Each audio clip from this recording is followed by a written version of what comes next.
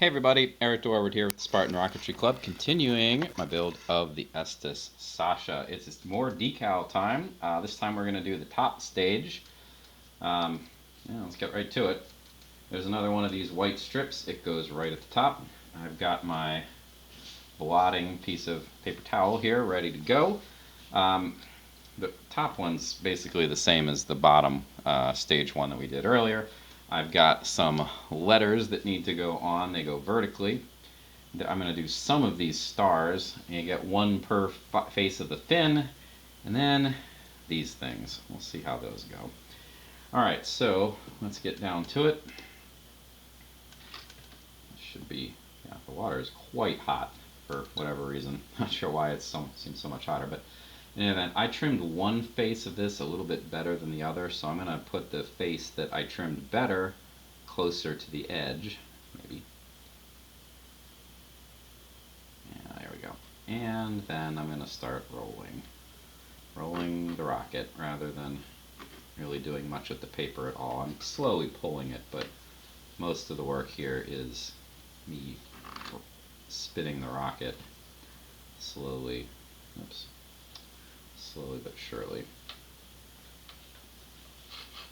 Not doing the world's greatest job, honestly. All the fins and those little wooden pegs, I don't know what they're supposed to be exactly, like radar bits, they keep getting snagged.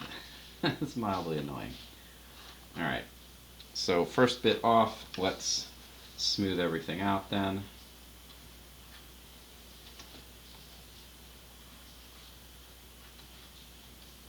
Not really sure this is, let's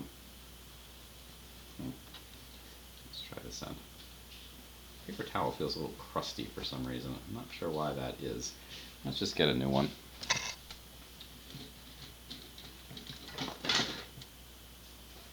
It felt, I don't know, just kind of crunchy, and it might be, it might be something that's underneath. It could be the finish here is a little suspect.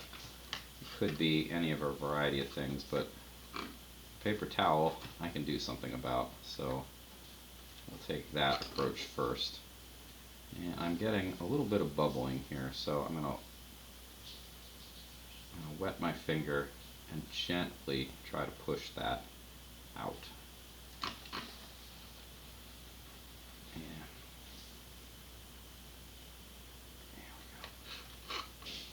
I'm getting close to the point where they overlap. Yeah, there we go. So, there we go.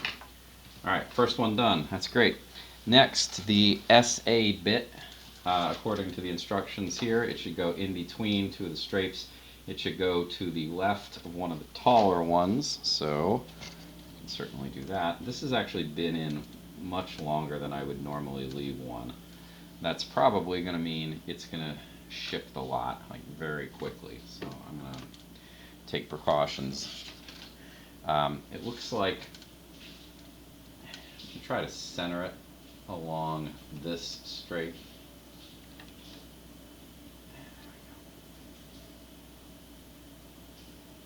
So I want to kind of midway, maybe not midway. Midway would be a lot farther down. I think that's fine. Let's just make sure that it's like straight up and down. It didn't look that way, at least initially. That looks passable at any rate. There is a little bit of, I don't know if it's overlap there. Could be. Let's try to blot that out. Great. Okay.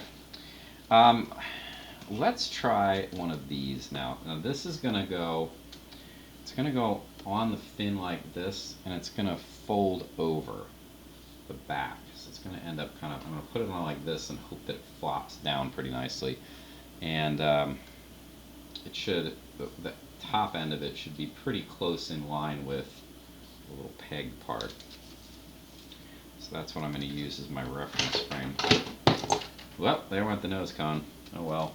I'll have to get that back at some point. Oops. My desk is pretty cluttered, so I'm surprised that doesn't happen more often. Alright.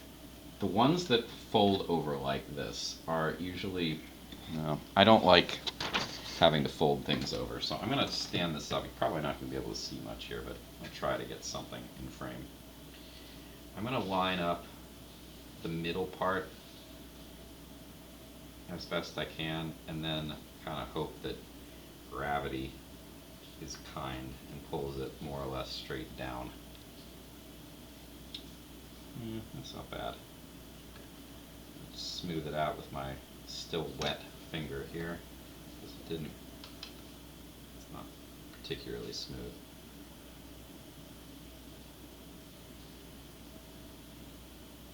Just be gentle when you do this,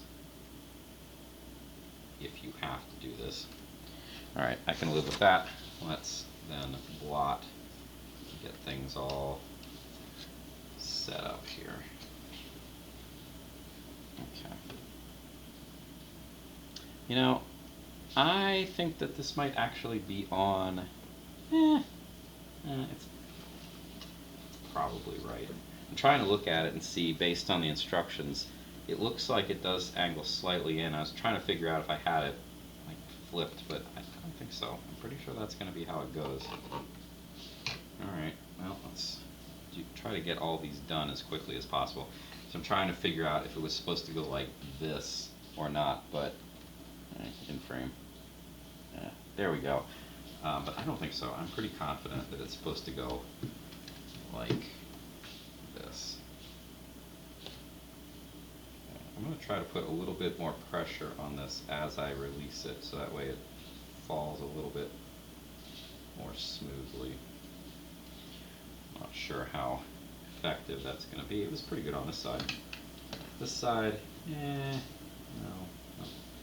not perfect, but not bad either. I can live with that. Again, I'm trying to center it based on the peg here. And that's not bad. Work through these as quickly as I can. Again, this is all so much easier when the water is still warm.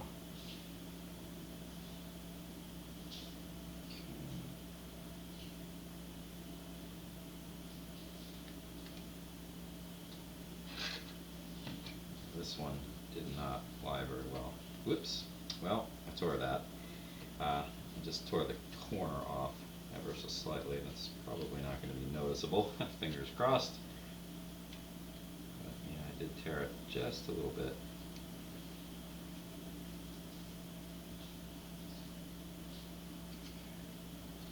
Yeah, so even with wet fingers, you need to be extra careful, because it's like the thinnest possible plastic you can ever imagine. It is not hard to damage it. And that little piece, I mean, I could have tried to find it and put it back where it belongs, like jigsawing it together, but that is not easy. So I'm just going to deal with the fact that I'm going to be missing a little chunk. It's not really noticeable anyway. Well, probably not. Honestly, these black ones, all the black ones, are so hard to see on this dark green paint. I think it's a little wet again. It's very hard to see. So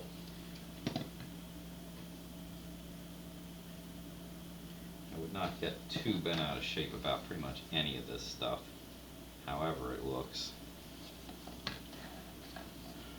because it's going to be really hard to see. That's kind of the bottom line. Alright, let's do a couple of the stars. And then there's one other thing that needs to be done here. Oops. I try to get them to float in the water, like so. If they sink to the bottom, then you have to fish them out, and sometimes you don't, the paper separates, and that's just generally not good. Anyway, the other thing, and if you'll notice on the page here on our image, all the little pegs, half of them are red. That's paint. The instructions suggested that I was somehow to spray paint that, and I immediately thought, yeah, that's just not happening. So the question is, do you really want to bother with it? And I'm going to say I'm going to try. I'm going to try to bother with it. We'll see what happens. I might lose patience with it pretty quickly, but I'm going to try. This didn't really separate at all. There we go. I'm going to try to paint them on, but that's going to have to wait at least until the decals are dry. Alright, so we got these stars. Geez. There we go. Again, I want it to float. The stars, I am going to center. I'm going to try to center like the edge of the star with where the tip of this thing is, and then try to center it in the middle of the fin. I think I got these are probably too far out this way. I think they're supposed to be a little bit more centrally located, and the stars are supposed to be centered on them, but again, it's a model, right? It's just for fun. So if it doesn't look perfect, oh well. You know, this is, I don't build these as pieces of artwork. I build them eventually to fly them, although, I mean, honestly, this one, considering this is a two-stage rocket, two-stage rockets I don't tend to fly a lot of because they, well, you need really good conditions. That's basically been my experience. You need, this folded over on itself. Just be careful when you're doing this, because half the time I end up folding other parts of it back onto itself, and I'm trying to unfold another part, so just, and things will tear, so be careful with that. Anyway, the weather has to be really good to launch a two-stage rocket, unless you have like the world's biggest flying field at your disposal, which would be really nice if you did, but I suspect most people don't. I sure don't. The problem with two-stage rockets is that they are really susceptible to weathercocking. That would be when it's breezy out, or even if it's got the slightest breeze in the world, rockets tend to turn into the wind, because the bottom part of the rocket, that's where the fins are. So the wind pushes on the fins more strongly than it does on the nose cone, and that ends up pushing the bottom with the wind, so that turns the nose cone into the wind, and then the rocket is pointed into the wind. That happens with pretty much every rocket, right? That's not something special about two-stage rockets. The problem with two-stage rockets is that second stage. Really, I mean, it's a problem with anything that has a particularly long burn time, potentially anyway, but that second stage, when it kicks off, if it's not pointing straight up, if it's already weathercocked, when the second stage kicks off, it's going to weathercock even more. So things just tend to get more and more extreme. So it's something really, I only typically fly two stages on particularly nice days, very calm days. It's also, smaller ones anyway, maybe not this one so much, but that first stage, you can lose that pretty easily, because you're probably not watching it all that carefully. You're much more interested in the second stage, because, oh, that's going super high. And that first stage doesn't go terribly high, and then it falls back to Earth. Well, it's easy to lose track of. Something to be avoided if at all possible. It's a good idea to have multiple people spotting when you launch a two-stage. So have somebody who's just going to be watching where that second stage, or the first stage rather, comes down. Ideally, you do this with a bunch of people, and you can have a bunch of people trying to watch the second stage, because the second stage is going to go very high, and you might lose track of it. This thing, according to the package, says it could go up 2,300 feet. I've never launched anything that high, I've never launched anything even anywhere near that high. I usually try to keep it under 1,000, and that's only on particularly good days. And while, I mean, this is a decent sized rocket for a model rocket, 2,300 feet, that is really high. You're going to have a very hard time keeping track of this thing. Not to mention finding it, after it comes back down. If it's gone up that high, it's going to be up there for quite a while. Anyway, all right, last decal.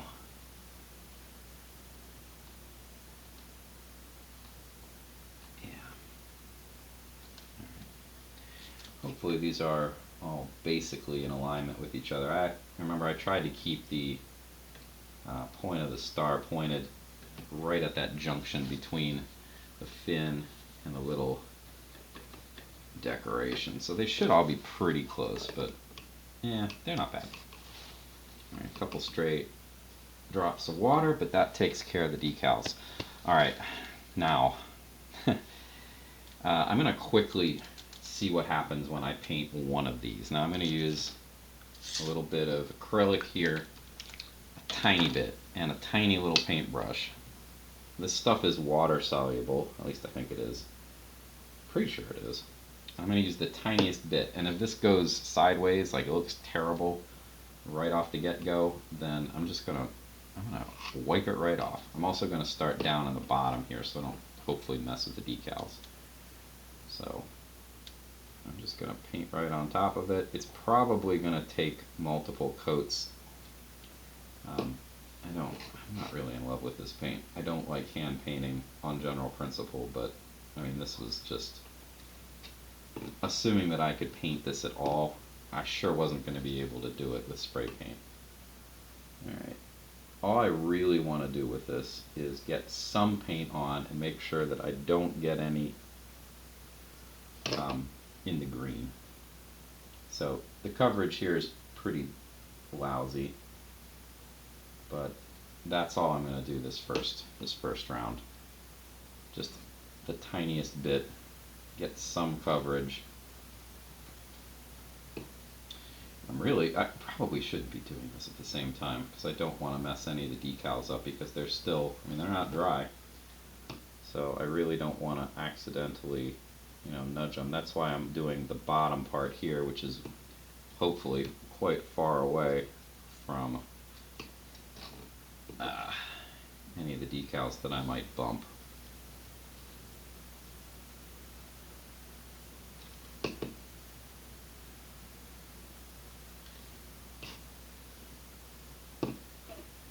just go over this as best as I can.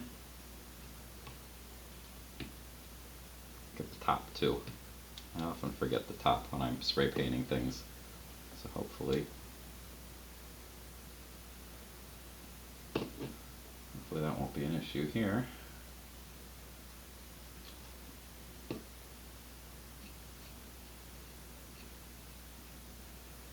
Alright, so that's all I'm going to do right now. I'm going to leave this here for a moment and do the rest off camera. After this is dry, it's probably going to take another coat or two, but the decals are done, so clear coating is the next step. So I will see you after that's done. Thanks for watching.